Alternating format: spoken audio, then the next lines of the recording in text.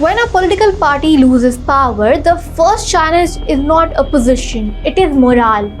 And what's happening at Mamata Banerjee's Kalighat residence may have revealed exactly that. Listen to our full report to know what's happening with Mamata's TMC. A crucial meeting of TMC legislators had been scheduled under Mamata Banerjee's leadership.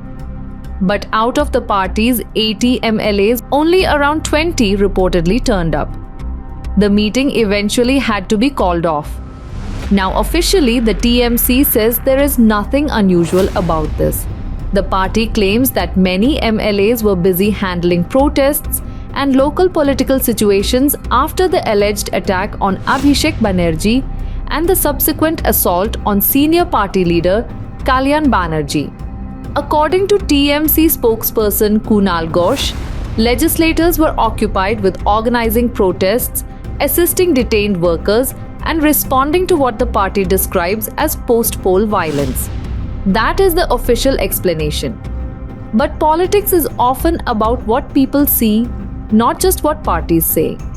And what people saw was this: a party that ruled West Bengal for 15 years, a party that once functioned with military discipline, a party where attendance at a Mamata Banerjee meeting was considered politically mandatory. And yet, 3/4 of its legislators were absent. Naturally, questions are being asked. Is this merely an organizational issue caused by political unrest on the ground?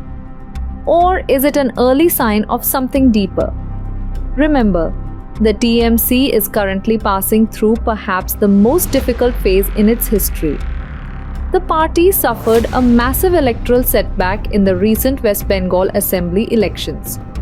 The BJP ended TMC's long dominance in the state, reducing the party to just 80 seats. Since then, the atmosphere inside the party has been tense. There have been reports of internal disagreements, questions about strategy, and growing discussions around the future leadership structure of the party.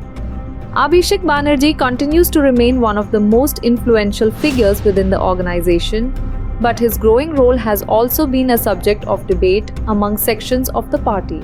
Against this backdrop, the recent attack on Abhishek Banerjee has become politically significant. The TMC is portraying the attack as evidence of increasing political aggression against its leaders and workers. Mamata Banerjee has accused the BJP of targeting opposition voices and damaging democratic norms. The BJP, on the other hand, rejects these allegations. But beyond the accusations and counter-accusations, another reality is becoming visible. The TMC is no longer operating from a position of absolute power.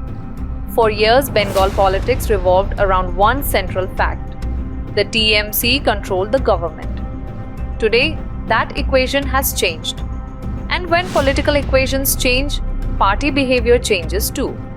Attendance changes, loyalty calculations change, power centers shift, political workers become uncertain. Leaders begin focusing more on their own survival than organizational discipline. This is not unique to Bengal. This happens in almost every political party after a major defeat. The real test begins after the loss. Can the leadership hold the organization together? Can the cadre remain motivated? Can the party convert victimhood into resistance and resistance into revival? That is the challenge before Mamata Banerjee today. Because elections can be lost and won again. But organizational erosion is far more dangerous. A party can survive defeat. It struggles to survive demoralization. And perhaps that is why the empty chairs at Kalighat have generated more discussion than the meeting itself. Because sometimes in politics, who does not show up tells a bigger story than those who do.